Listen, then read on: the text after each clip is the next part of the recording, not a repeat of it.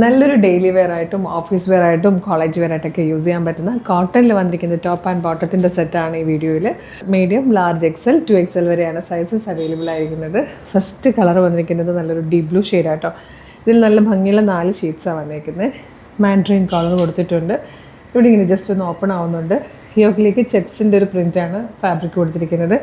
അത് തന്നെ സ്ലീവ് എൻഡിൽ വന്നിട്ടുണ്ട്. അതേ ഫാബ്രിക്കിൽ തന്നെയായിട്ട് ഇതിൻ്റെ ബോട്ടം വന്നിരിക്കുന്നത് വിത്ത് പോക്കറ്റാണ്.